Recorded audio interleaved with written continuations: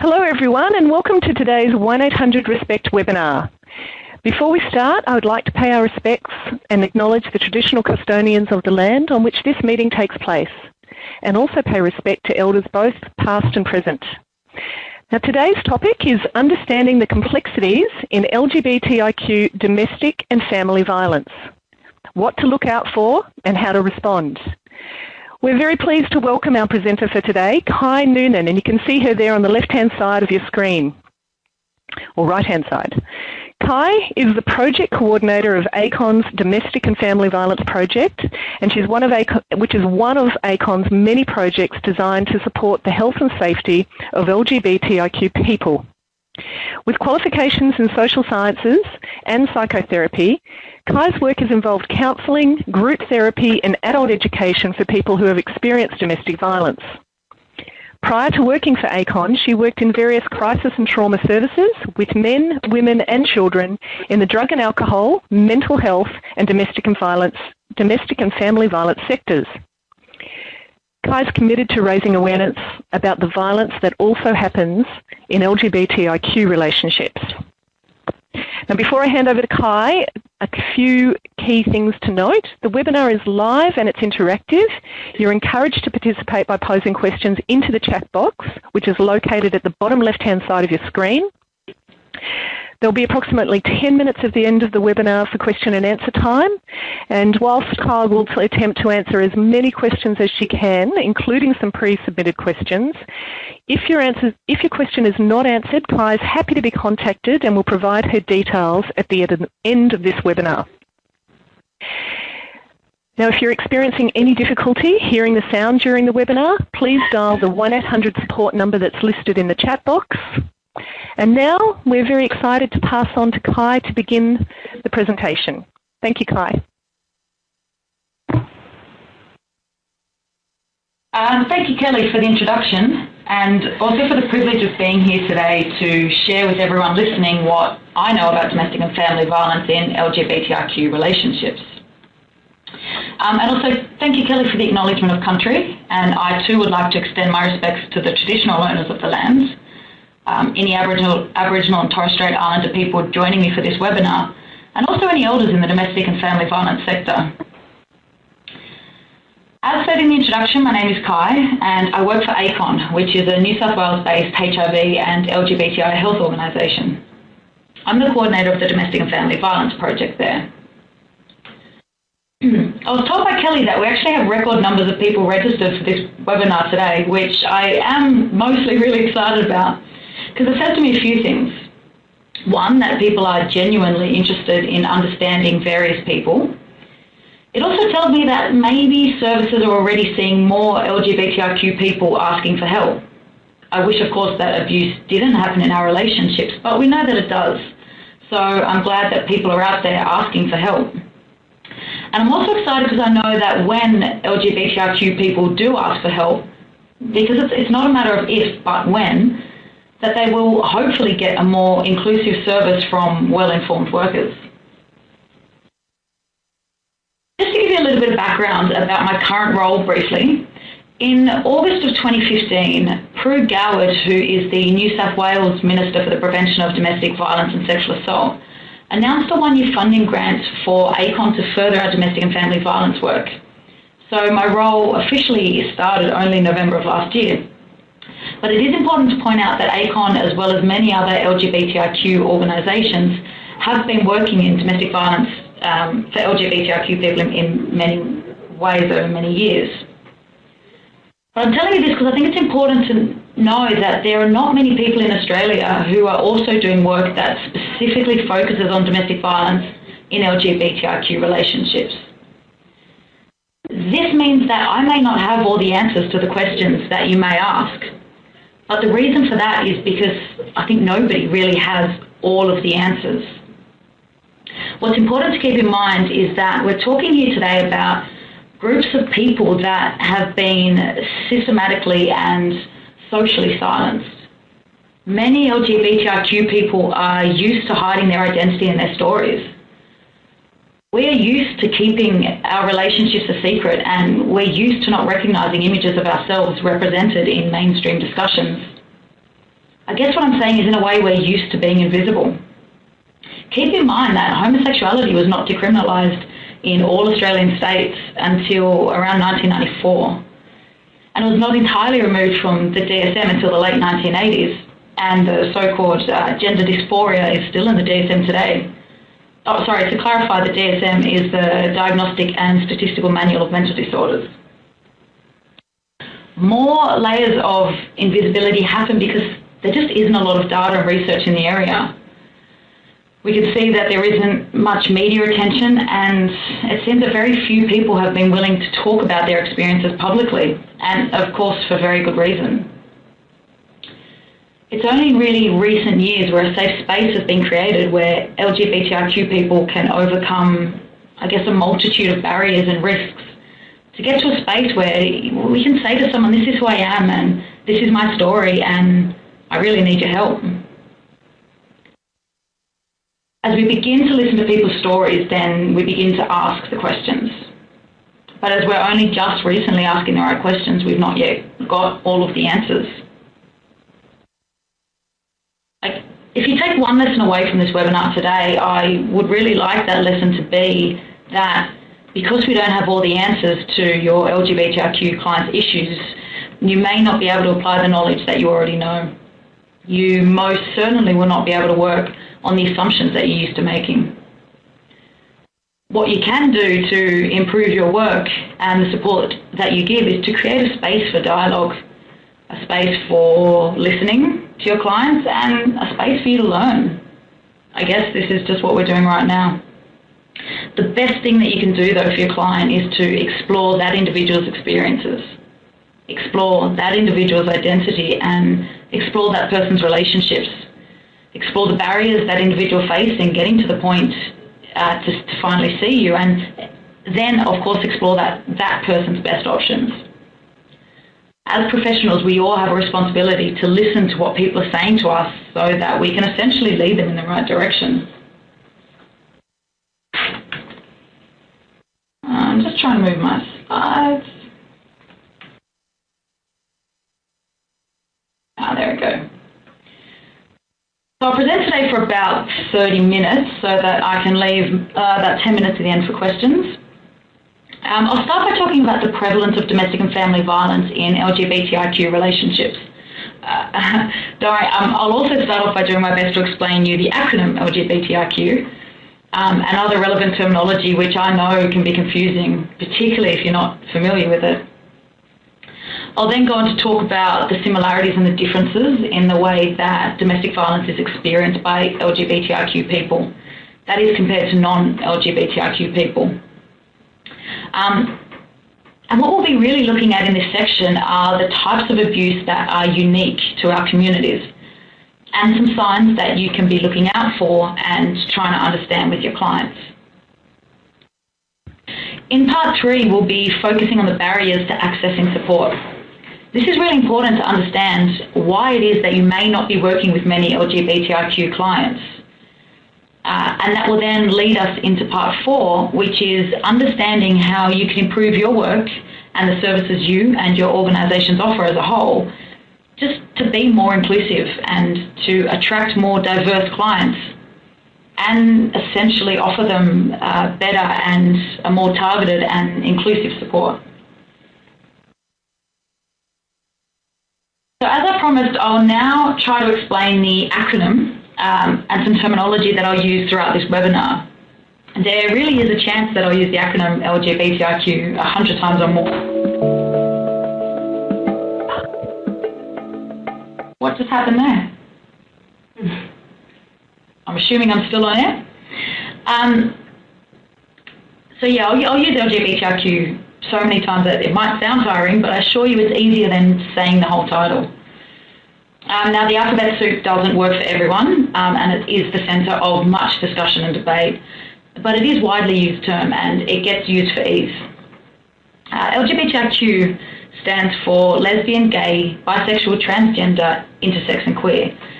Now, I'm just going to go ahead and assume that I don't need to explain lesbian, gay and bisexual, except to say that I'm also being inclusive here of heterosexuals who may have sex with the same gender though they may not identify as lesbian, gay, or bi. I put the word queer at the top here because for many this is the most confusing term. The meaning of the word queer can vary, but basically it's just an umbrella term encompassing people whose gender and or sexual identity just doesn't fit within the norm, or it doesn't fit within the other 5 letters of the acronym. Transgender or trans refers to people whose gender identity is different to the gender they're assigned at birth. So, for example, a trans woman is a woman who was assigned male at birth and was therefore raised for at least some time as a male until they either transitioned or came out as a woman. And they may not have had surgery or taken hormones or testosterone to do this. A person who is transgender may identify as trans some of the time, or all of the time, or they simply are male or are female. Intersex people are born with sex characteristics that do not fit into stereotypical definitions of male and female. Many different forms of intersex exist. It's an umbrella term. It's not a single variation or a single, Gender diverse is an umbrella term that acknowledges the different ways that people may identify their gender. So, for example, they may identify as gender fluid, gender queer, or as non-gendered. Brother boys and sister girls are terms used by some, but again, not all. Aboriginal and Torres Strait Islander people to describe someone who's living partly or not fully as the gender they're assigned at birth. So, for example, a brother boy is an Aboriginal or Torres Strait Islander trans man who was assigned as a female at birth. Now, I think it's important to highlight here that the differences between gender and sexual orientation. Someone who is transgender, genderqueer, or has intersex variations may be heterosexual, or they may be homosexual, or any other form of sexual for that matter. It's a common assumption to make that a transgender woman, for example, has relationships with men. Now, that might be true in one particular situation, but it's definitely not necessarily true by any means. And I think that's sometimes how service providers may get a bit confused. And not just service providers, everybody. Now, cisgender is a person whose gender identity matches the gender assigned to them at birth. So that means that if at your birth a doctor announces that you're a girl, then you're raised as a girl and you grow up to live as a woman. Heterosexism is a system of attitudes and bias in favour of heterosexuals. So this can include the presumption that other people are heterosexual or that opposite sex attractions and relationships are the only norm and therefore superior. And I wanted to briefly mention the terms domestic and family in regards specifically to LGBTIQ communities. See, in LGBTIQ communities, family and partners can be different to common assumptions. Partners can include polyamorous relationships, non-monogamous relationships, and non-gendered relationships. Family can be chosen family, close friends, adopted family, and also carers. This can be true in heterosexual, non-LGBTIQ communities as well, but I think it seems like it's talked about a little bit more within our communities. Now, what I said at the start of this webinar is that what we do know is somewhat limited. However, from the data that does exist, it seems that LGBTIQ people are as likely as non-LGBTIQ women to be victims of domestic and family violence. So that's about 1 in 3 who have experienced it in a past or present relationship. Now, there's even less data for transgender and intersex and gender diverse people. The limited data that we have for transgender people's experience of domestic violence suggests that maybe 60 to 80% of trans people have been victims of domestic violence. The data for intersex and genderqueer individuals is really just too low for us to really know. I mean, I could take an educated guess that the extra vulnerabilities that these people have may make them more susceptible to abuse, but as I said, the data just isn't really there yet to support that. Now on to a quick poll. The question there that's hopefully just flashed up in your screen is domestic and family violence different in LGBTIQ relationships compared to non-LGBTIQ relationships?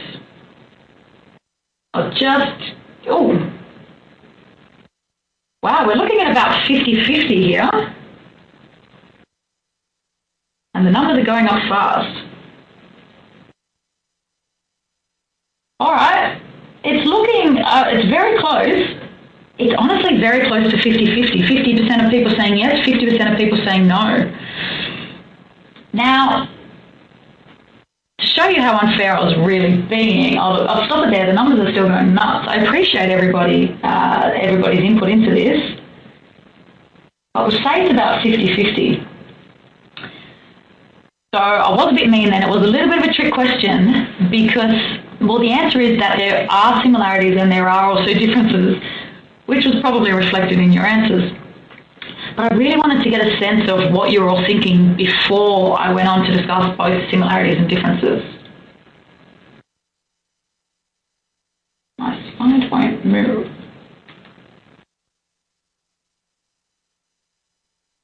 Sorry, I'm just, there we go.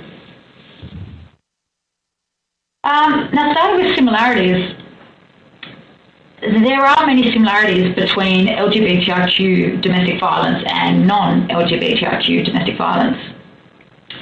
The key elements of domestic and family violence are the misuse of power and control.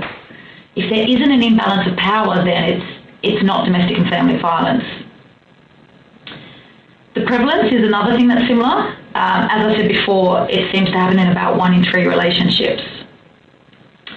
The impacts of domestic violence and trauma for both the one experiencing the abuse as well as for children, family and friends, that's also similar. A fear of not being believed, which I'll talk a little bit more about later, and victim blaming or self-blaming. And the final point on the slide mentions the impacts of the responses that an individual gets, both professional and informal responses, that is, but I want to particularly highlight the formal responses. Now, we all probably know that for anyone seeking professional help, especially from minority groups, if the first response they get is negative, then they're likely not to try for more help. They're likely to probably go back to the abuser and stay in that relationship, or in general, they may suffer even more negative impacts. This is the reason why awareness and understanding of LGBTIQ people's issues is so vital.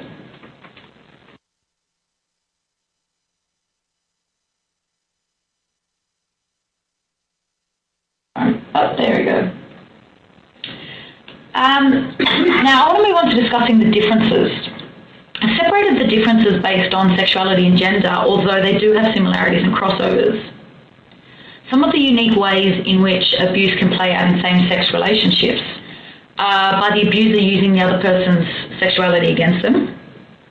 Now, this might look like calling them derogatory names, making them feel less than or ashamed about their sexuality, or even telling them that they're not really gay.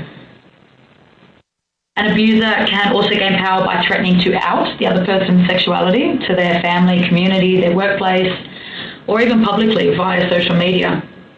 In saying that, the person who's not publicly out about their sexuality could also use the fear around being outed as a trigger for abuse, and can also prevent the partner who is out from engaging with the LGBTIQ community.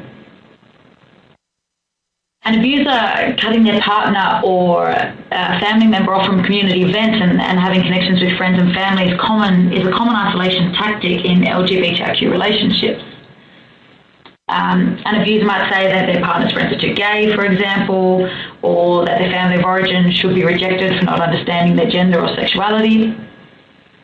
It's not uncommon for an LGBTIQ person to rely on friends and community, particularly if their family has cut them off. And so an abuser who cuts that person off from that support network is further isolating that person. An abuser may pressure the other to conform to sex or gender norms. That could be telling the other person not to act or look too gay or too butch or too femme, for example. It could also play out in the way that same-sex couples navigate their roles in relationships. Some couples may try to fit into a heteronormative pattern in their relationship, and there may be tension around who does what in the relationship or how one person can reaffirm their masculinity or femininity. And finally, for this slide, an abuser might pressure their partner into behaving in a certain way. Some examples of this might be insisting that all men or all gay men have sex in this way, or telling a partner that this is what happens when two women are together. Now, for people who are transgender, intersex, or gender diverse, an abusive partner might say offensive things about their gender and or their identity. They might use offensive language like referring to them as it and using the wrong pronoun deliberately. An abuser might ridicule the other person's body, their appearance and identity. They might tell their partner that he or she is not a real man or not a real woman, for example. I want to add here that an abuser might also force their partner into sexual acts that are typically not related to their gender identity. So by that I mean like coercing or forcing someone who identifies as a man, for example, into doing something sexual which is stereotypically very feminine, or of course vice versa. They might deny their partners access to medical treatment, such as hormones or testosterone, or pressure them into pursuing medical treatment, or, on the other hand, not pursuing medical treatment as well. And finally, they might threaten to out, so to speak, their partner's gender history to their family, friends, workplace, or community. And finally, for clients living with HIV, an abuser may threaten to tell people that they have HIV. An abuser with HIV may coerce their partner by saying to them that they will get either more sick or die if the partner does or doesn't do A, B, or C. An abuser may prevent the person with HIV from receiving medical treatment, or they may take advantage of them by creating dependence or assuming sole power over their economic affairs. And finally, an abuser with HIV may threaten to infect their partner. I think it's important to note here that laws on disclosure of HIV status, it does differ from state to state, and I know this is a national webinar, so you might need to look into that as well.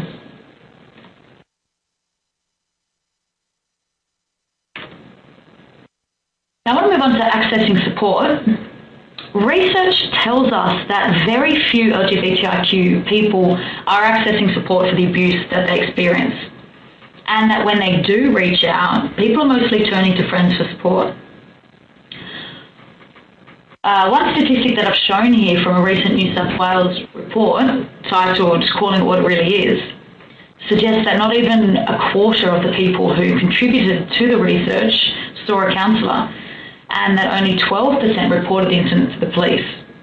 Now, that's compared to 59% of heterosexual cisgendered women who, according to this report at least one incident of domestic violence to police. Obviously, that shows that low reporting to police exists both in LGBTIQ and non-LGBTIQ communities too, but it does indicate that there are extra barriers to reporting for our communities. Now, I know these statistics are only from one report each, but they're not that different to other reports which all indicate that the majority of LGBTIQ people experiencing domestic and family violence are just not accessing services and not reporting to police. I want to compare the reasons for not reporting between LGBTIQ people and non-LGBTIQ people. And even though this information is taken from the New South Wales report, I think it is very telling.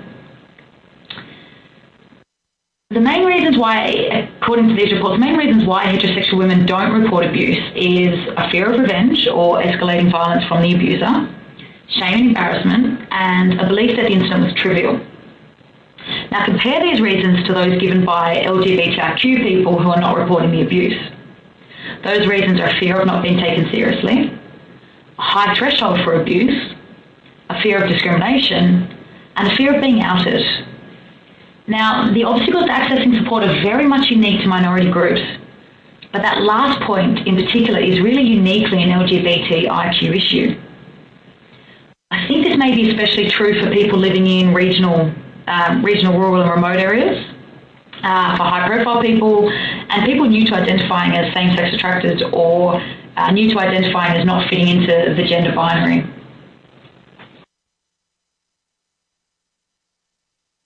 So let's look now more closely at the question of why don't LGBTIQ people access support. One reason is not knowing where to go for formal support. There are no domestic violence refuges for gay men, for example. Many transgender people refused access to services, in particular religious-based organisations, or they're simply just not safe or feel accepted and welcome into mainstream services. And if they are welcome, services may not understand their particular needs. Many LGBTIQ people don't have informal support networks. Many people lost the support of their family, friends and community when they came out. Or even if they still have family and friends in their life, they may not be able or comfortable talking to them about their relationship. As you can imagine, a person whose family refuses to acknowledge their sexuality is probably not going to tell that family that they're having problems with their partner whom that family refuses to accept. Many LGBTIQ people have a justified fear of homophobia and transphobia. In addition, heterosexism and societal constructs around gender mean that when LGBTIQ people talk about their relationships, they either have to explain themselves, educate people, or correct people's assumptions, which, as you can imagine, if you're experiencing domestic violence, you don't want to have to sit and educate the person who's supposed to be helping you. LGBTIQ people may not want to have to come out about their sexuality or gender, or maybe even talk about their identity or their lifestyle. They may not even recognise the abuse as being abuse. Now, this comes down to all of the media and political messaging that domestic violence only happens in heterosexual relationships, and this myth that lesbians aren't violent and men can't be victims because they can just stand up for themselves and fight back. And then at the bottom there it says there's a fear or an uncertainty about legal rights. And that's especially true if there are children involved or they have a house or other assets with their abuser. Some more reasons are that the abuse may not be seen as serious. Again, this comes down to the idea that women can't do a lot of harm and that men can stand up for themselves. And we see this a lot in regards to sexual assault in same-sex relationships. The myth that women don't rape and that all men just want to have sex all of the time. A lot of LGBTIQ people are not used to talking about their relationships, as I said at the start. Obviously, if they're still in the closet, so to speak, then they aren't used to talking about it. But probably also for LGBTIQ people living in regional areas, LGBTIQ people who are from culturally and linguistically diverse backgrounds, if they have a disability, or if they're living with a chronic illness. And also for older LGBTIQ people who come from a time when it was illegal or perverse to be in a same-sex relationship, and they come from a time when it was definitely not okay to have any kind of gender variation from the assumed norm. There's also long-held feelings of shame around sexuality, gender, lifestyle, and body. And these feelings of shame stop a lot of people from reaching out and asking for help. And at the bottom of the slide there, I mentioned cumulative factors. What that means is that for people who have experienced abuse throughout their life, they often form a higher tolerance to it, so they don't recognise it as easily. They tend not to recognise more subtle forms of abuse, and they're usually not used to getting help for it as well. Now let's move on to another quick poll, just to make sure you're all awake. This quick poll is a bit of a myth buster. The question is, which one of these is the myth? So to clarify, only one of them is false. I'll just read out the options as you fill in your answer. There are fewer referral service options that are LGBTIQ appropriate and safe. The law does not offer the same protections to LGBTIQ people experiencing domestic violence. If a victim does want to take an incident to police or to court, their original birth name and or gender may be disclosed. And many LGBTIQ people do not have appropriate family support for their situation. The majority, well, numbers are moving quick again, but the majority definitely seems to be option B. Yeah, quite a few people said option A, but option B seems to be the majority. And the right answer is B. So the majority are correct on that one. The law actually does offer the same protection to all people who experience domestic violence. And that's despite the fact that LGBTIQ people's relationships are not treated the same under the law. So namely in regards to marriage rights, adoption laws, and so forth. But I also I'll stay on that slide for a second. I want to highlight option C there that says if a victim does want to take an incident to police or to court, their original gender and or birth name may be disclosed. You might find that people will ask you this, and it's really vital to get the right legal advice for each case.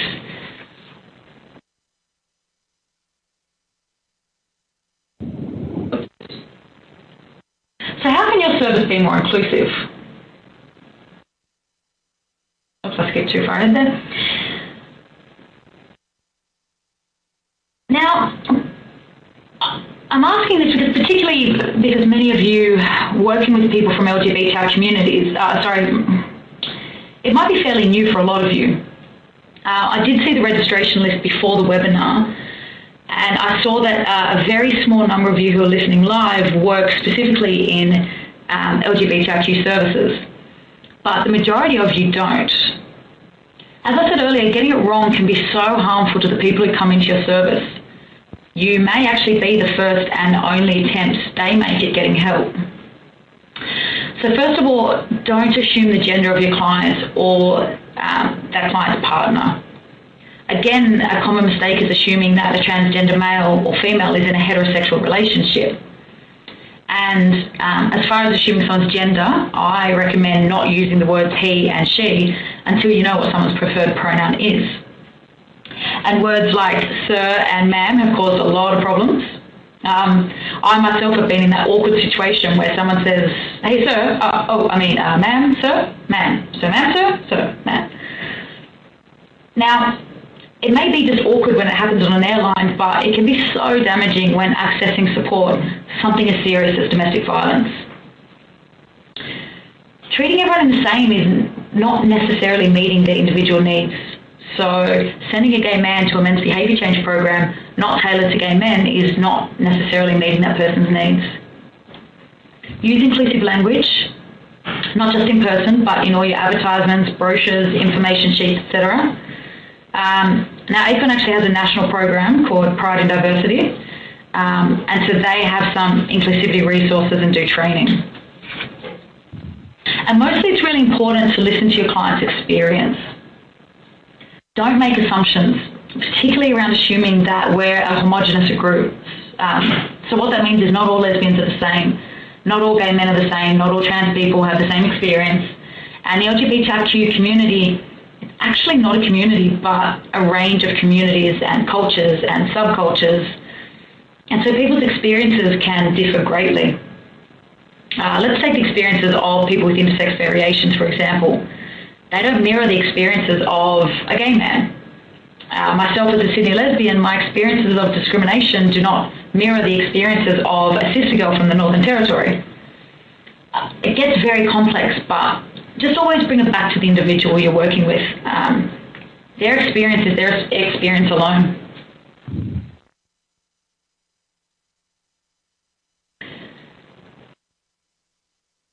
So now I'll focus the attention away from individuals to the service as a whole. To be more inclusive, your service can encourage staff to attend LGBTIQ awareness training, and I guess to allow further time for staff to participate not just in educational programs but community events as well. You as workers can make sure that your organisation doesn't hold any exemptions from the Anti-Discrimination Act or have any policies or procedures that will exclude people based on gender and or sexuality. It's really simple and easy to display LGBTIQ resources and materials at your workplace. I think it's important to nurture active partnerships with LGBTIQ organisations. It's fairly easy to add an inclusivity statement on your webpage or social media. And on your intake forms and other paperwork, just get rid of the M and the F gender tick box. Try swapping it for a comment box or contact an organisation like ACON and ask them what the best practice is. Now, I've put up a list of national services here that you can refer your clients to. Every state has different state-based services, but as a national webinar, I can't really go into any particular state services. I do get asked often if people should refer their client to an LGBTIQ specific service or not, and again, I say ask your client. Not every LGBTIQ person will want a targeted service, but then of course many will. Also note that as far as I know, there are no 24/7 LGBTIQ specific domestic violence services, but there are 24/7 domestic violence support services, and of course police are 24/7 as well. And I guess that's really why I felt it was so important to give this webinar today, so that all of those services doing such great work can be more prepared for LGBTIQ people, as many will have no choice but to use those services. Now, that brings me to the end of the slides that I prepared for today. And although I could keep talking about these issues, I was completely aware that I have a very diverse range of people listening today. And so I really could only give an overview as a kind of introduction to the topic. In just a second, I'll go back to Kelly, who has been looking at your questions and knows the pre-submitted questions as well. But I'll just quickly say that if I don't get to answer all your questions now, please don't hesitate to contact me. I believe my email address is up on the next slide. Yep, it's down the bottom there. And you know, if I don't know the answer to your question, and there's a good chance that I won't, then maybe we can endeavour to find out the answer together. As I said, it's still a largely unexplored area, though I do know, of course, some amazing Australians doing great research and work into LGBTIQ relationships and abuse. So now I'll pass it over to Kelly to throw some of those hard questions at me. Thank you, Kai. Thanks for the wonderful presentation so far today. We've got quite a few questions that have been pre-submitted and they're coming through the chat box, so I'm going to jump straight into a few of those. And the first one that I have is, as an LGBTIQ specific counsellor, I'm beginning to see some clients who are polyamorous. What are the implications of family violence in poly relationship? Cool.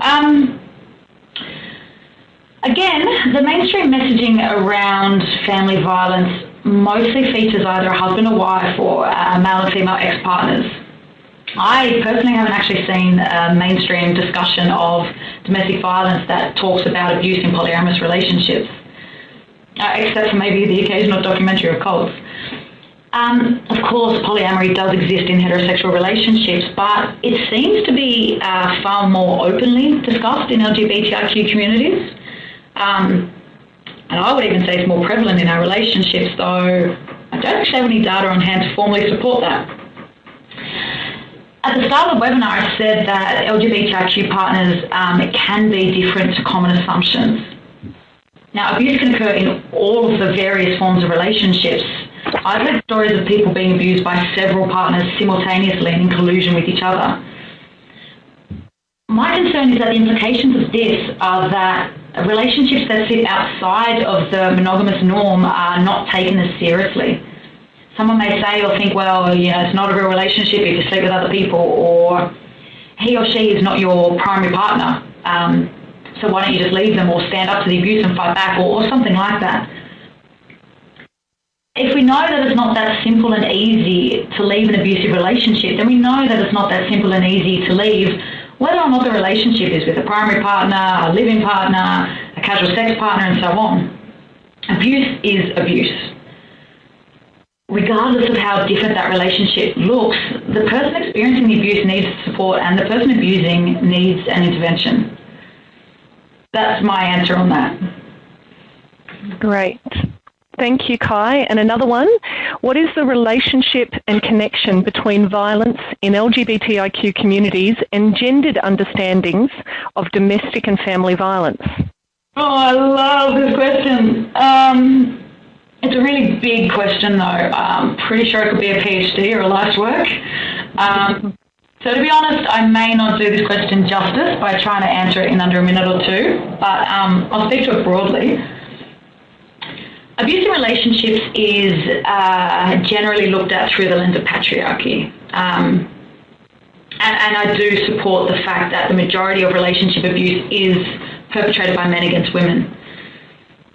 But when we look at abuse in LGBTIQ relationships, it does pose somewhat of a challenge to traditional concepts of domestic violence. On the one hand, while all abuse takes place within the patriarchal society we live in, applying the patriarchal model, let me think. So what I'm trying to say is,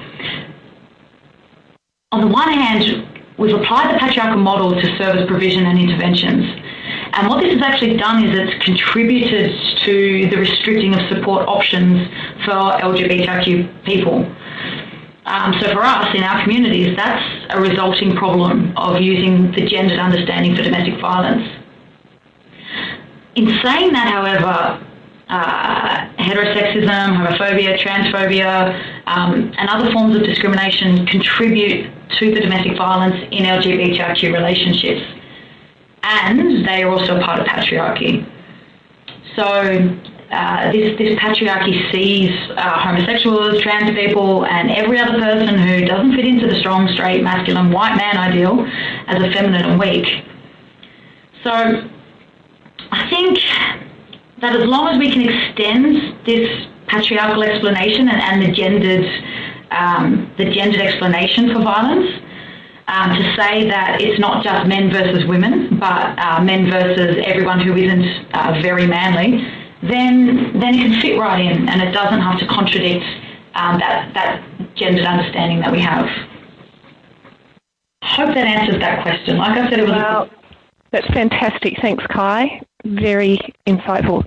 So I'm going to jump to a much easier question than that big one. Thank you. To break it up, I've had someone ask, is there a symbol that represents LGBTIQ in inclusive services that could be used on promotional material that you're aware of? Yeah, we do have symbols, of course. Everybody knows the rainbow flag, everybody knows some of those symbols, but for me it's not just about putting a symbol on and saying, well, that's okay, we're inclusive because we've got that symbol. It's about making sure you've got something to back up that symbol. So we do have the rainbow tick. We do have other organisations doing a lot of training to make sure that services are legitimately inclusive, and not just that they don't discriminate, but that they do actually include people and welcome people who are different. So yes, if you use the rainbow flag, people will identify with it and they'll see it, but is that good enough? And your organisation can, like I said, access services like Pride and Diversity to make sure that the service you're giving is legitimately inclusive. So that's what I'd say about that one. Great. And another really practical question, is it okay to ask client questions about their gender or sexuality? Yeah, of course you'll need to get some basic information about your clients, so such as their preferred pronoun, the pronoun of their partner, if it's relevant to your work with them. What you ultimately want is to create an environment which is comfortable for your client to disclose to you the information which is relevant for you both to know. But relevance here is the key. When LGBTIQ people are identified as such, many workers have a habit of focusing their attention on the client's sexual orientation or their trans identity or their intersex status rather than the presenting issue, in this case, the abuse that they're experiencing or that they're perpetrating. Look, Look, I think it's okay to ask the questions that you need to ask in order to provide the right support, but you don't want your client to feel that they need to educate you, the professional, in order to get a satisfactory service. Great. Thanks, Kai. And another one. Although we can train and monitor all staff to make sure they are inclusive and don't discriminate, how can we make sure that other clients don't discriminate, threaten and exclude LGBTI clients? Yeah, I think many LGBTI people don't access services because they already anticipate discrimination from other clients. And in particular, I think perpetrator programs and residential settings. But I'll turn the question back to you. How do you prevent your clients from assaulting other clients or taking illegal drugs on premises or from stealing? I think if you can be proactive about preventing other serious crimes, then you can be proactive about not tolerating discrimination and exclusion. Great. I'll move on to another one. If we have two women presenting at our service who are in a relationship with each other and both claim they are the victim and the other is the abuser, what can we do to understand the dynamics and essentially figure out who is the abuser and who is the abused? Yeah, again, I'll just say, bring it back to your basic skills. Just work with what's in front of you, putting your assumptions aside and listening and not making any rash decisions. I can't say to you that, the bigger, more masculine one is always the abuser because it just simply isn't true. Though I do hear from people in our communities that police, service providers and even bystanders, friends and family do often make that assumption. Ideally, I'd like both parties to get adequate support, which is why we all need to make our services better prepared to work with LGBTIQ abusers and survivors. I understand that it's hard for services who can only work with one of the partners and that they need to decide which one, and it may not be clear from the start. But again, that is one of the added complexities when working with people in our communities. So again, it's situational and a case at a time, and drop those assumptions and listen. Great. How can a women's service be inclusive of trans women? Well, a trans woman is a woman. She may identify as trans or she may identify simply as a woman. The best thing that you can do is to treat her as an individual. Ask her what she needs to be better supported, and then take a zero-tolerance approach to discrimination from staff and from clients. I'm assuming that this woman is not going to the women's service because she's transgender, but because she needs help with something else going on in her life. So focus on that issue and not her gender. I would tell you a story that I did hear from a client a few years ago. She was actually refused crisis accommodation in a women's service, and the reason she was given was because they didn't have the right bathrooms for her. Now, this story stuck with me for years. I guess this organisation, who I won't name, they panicked in some unfounded fear around this woman's body.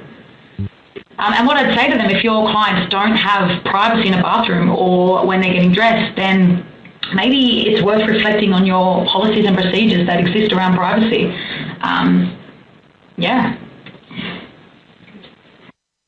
Good. Thanks, Kai. Any differences when considering perpetrators of violence in the LGBTIQ community?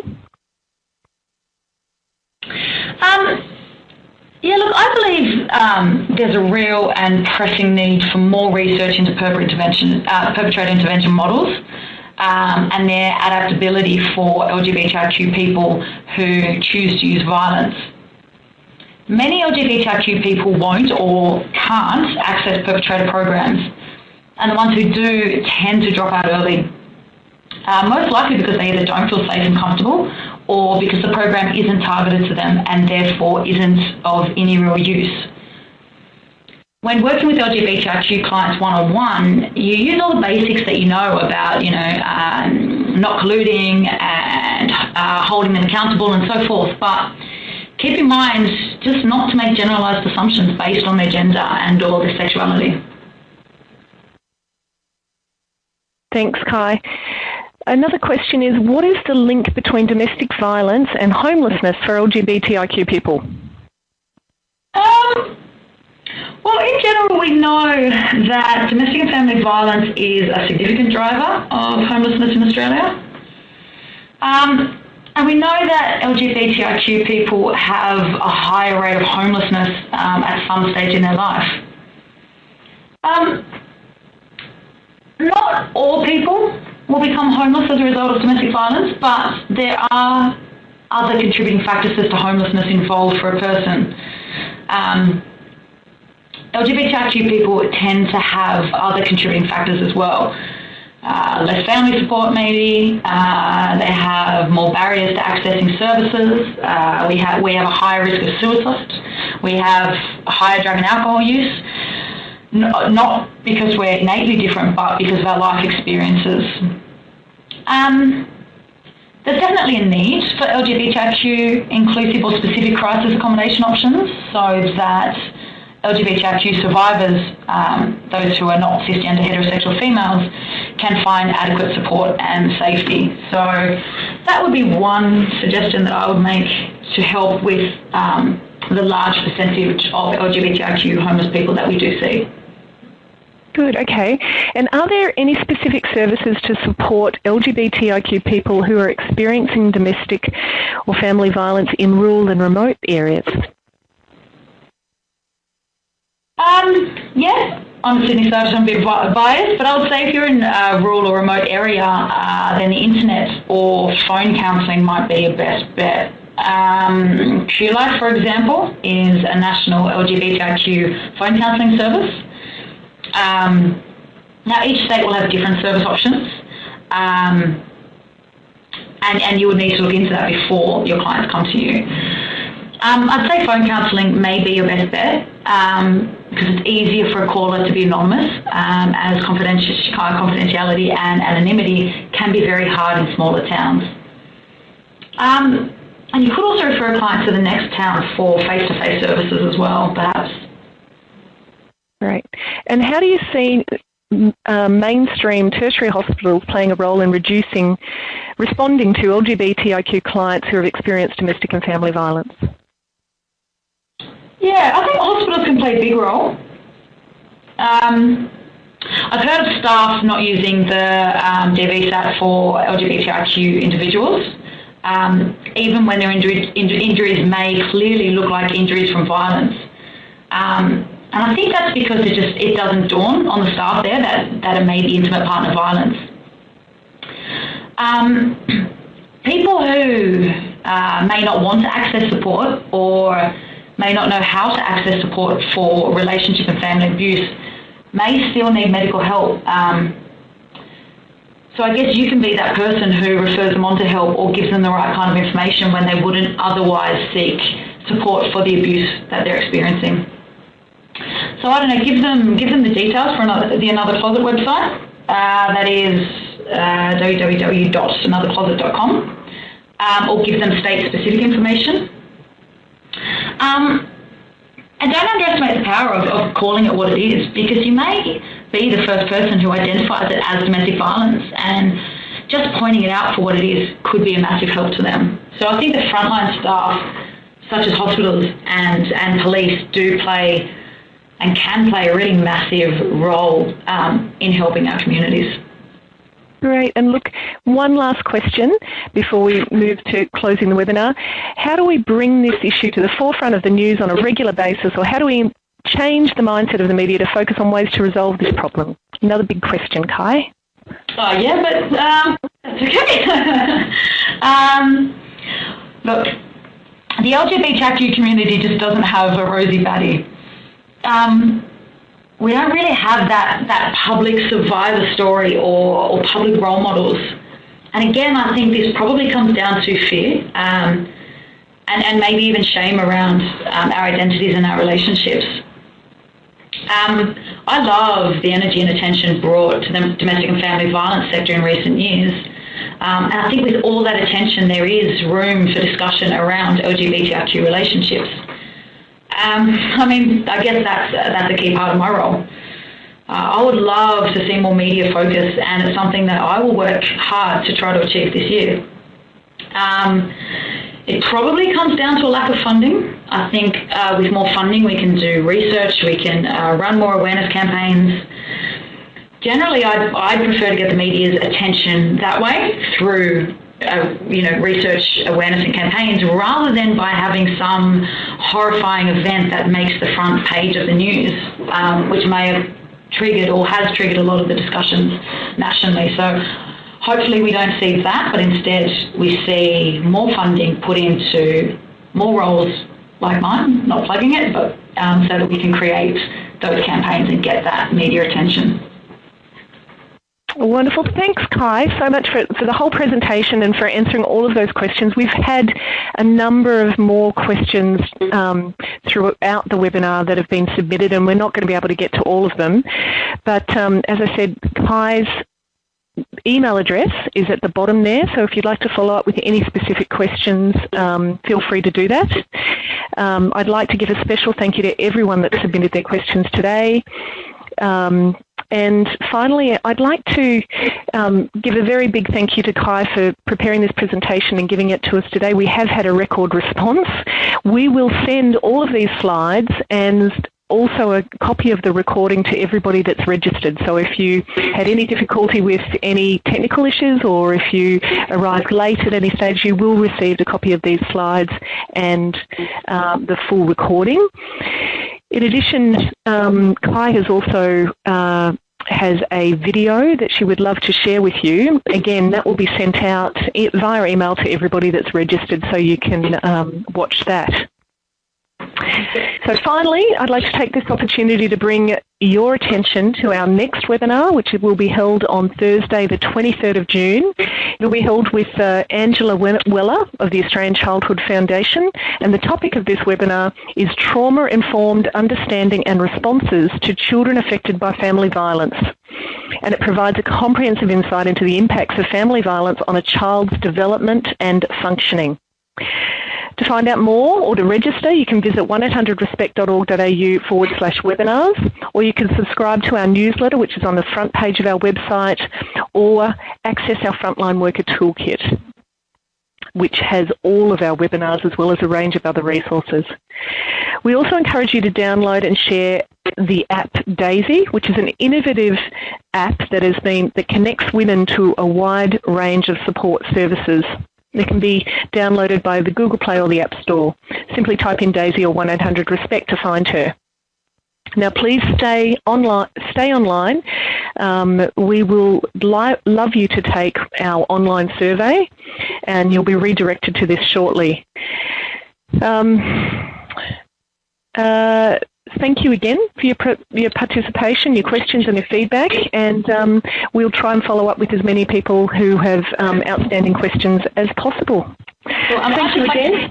Jump in and say thank you as well, everybody, for listening, and thank you for actually taking out a good substantial amount of time to really pay attention to LGBTIQ people. So on behalf of my communities, I'd like to say thank you very much. Thank you, Guy. Thanks, everyone, again, and we wish you a very good afternoon. Bye for now. Bye.